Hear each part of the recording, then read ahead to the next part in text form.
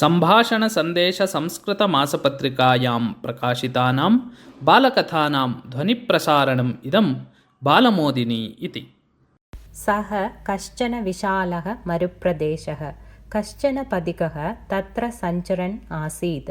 सः मार्गं तेन अपरिचितः। आकाशे सूर्यः प्रज्वलति स्म, मध्ये मध्ये प्रवाहः वहति।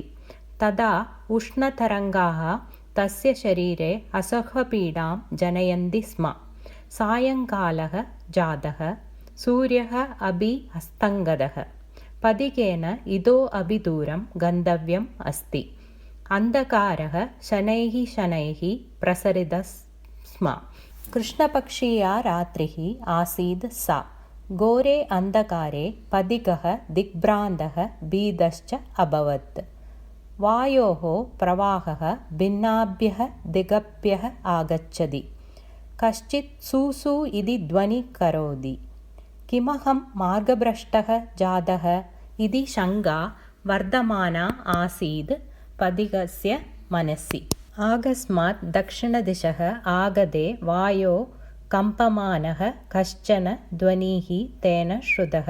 रे पथिक्, रे पथिक्, शृणोतु, मम वचनं शृणोतु इति। पथिकः विस्मितः अभवत्। किम् एतत् सत्यं? को वा एवं वदति अस्यां मरुभूमौ? इत्येवं बहुधा विचिन्त्य सः निर्णयं कृतवान् यत् एषा मम भ्रान्तिः एव इति। अतः सः प्रयाणम् अनुवर्तितवान्। परन्तु 5 निमिषेभ्यन्तरे सः एव ध्वनिः पुनरपि श्रुतः। इदानीं तु सः इतोऽपि स्पष्टतरः आसीत्। समीपतः श्रूयमाणः च आसीत्।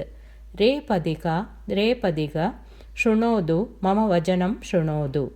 पथिकस्य गतिः क्षीणा अभवत्। सः अन्धकारे एव दृष्टिम् इतस्ततः सञ्चालयितुं प्रयत्नं कृतवान्। सर्वत्र विकीर्णाः सिक्ताः, तत्र तत्र पतिताः लघु लघु पाषाणखण्डाः। तद्विना नान्यत् किमपि यत्नेनापि दृष्टिगोचरम् अभवत्। सः उत्कण्ठाः सन् श्रोतुं प्रयत्नं कृतवान्। रे पथिक, अत्र पतितान् नैकान् पाषाणखण्डान् चिनोतु, स्वसमीपे रक्षतु। स्पष्टतया श्रुतं तत् वाक्यं। पथिकः परितः अपश्यत्। मानवास्तित्वस्य किमपि चिह्नं न दृष्टम्। परन्तु ध्वनिस्तु स्पष्टः आसीत्। पथिकः भीतः अभवत्। मनसि कुतूहलं तु वर्धमानम् आसीत्। किं भवेत् शूद्राणां पाषाणखण्डानां सङ्ग्रहणेन इति स्वगतमिव उक्तवान् सः क्षीणस्वरेण। विपुलान् पाषाणखण्डान् चिनोतु, विपुलान् चिनोतु। श्वः ते सर्वे सुवर्णमयाः भवेयुः, सुवर्णमयाः भवेयुः, अवश्यं भवेयुः। ध्वनिः पुनरपि श्रुतः। परन्तु एतदेव वाक्यम् उच्चार्य सः ध्वनिः क्रमशः विरतः अभवत्। कस्य ध्वनिः आसीत् एषः? तत् वाक्यं किं सङ्केतयति? किं तत् विश्वासयोग्यं? किं मया तत् अनुसृत्य पाषाणखण्डाः छेदव्याः उत न? एवं बहुधा विकल्पाः उत्पन्नाः तस्य मनसि।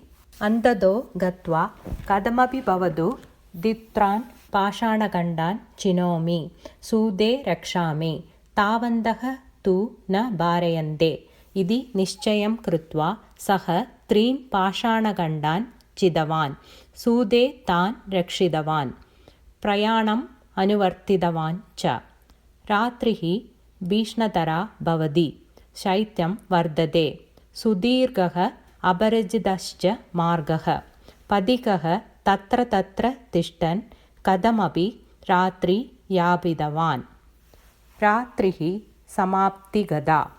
पूर्वदिक् रक्तवर्णा जाता। सूर्यः उदितः।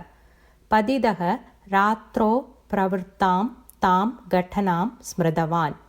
कुतूहलेन सूतम् उद्धाप्य दृष्टवान्।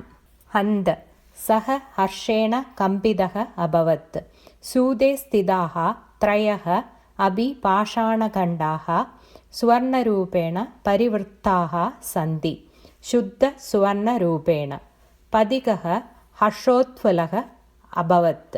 सः चिन्तितवान्, अहो मम भाग्यम्, अहं धनिकः अस्मि, विपुलं धनं प्राप्तं मया, एतेन अहं सुन्दरं भवनं क्रेष्यामि, तत्र रुचिरम् उद्यानम् अपि भवेत्, काश्चित् सुन्दरी मम पत्नी भविष्यति, तया सह सुखेन जीवयिष्यामि। भवनस्य प्राङ्गणे भवन्ति दासाः दास्यश्च। सुन्दरः स्वप्नः एव आविर्भूतः तस्य पुरतः।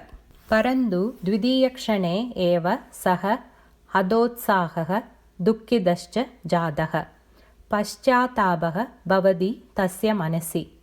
मूर्खः अहं, कुतो वा मया बहवः पाषाणखण्डाः न चीताः। अद्भुतः अवसरः प्राप्तः आसीत्।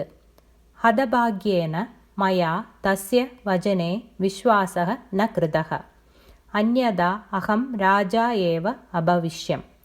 हन्त किमर्थं मया विश्वासः न कृतः? एवं चिन्तयन् सः पुनः पुनः रुदितवान्। तस्य समीपे अमूल्याः त्रयः सुवर्णखण्डाः सन्ति एव, परन्तु सः प्रतिक्षणं तामेव घटनां स्मरन् आत्मानं दूषयति, देवं च निन्दति, किञ्चिदपि सुखम् अनुभवितुं न शक्तः सः।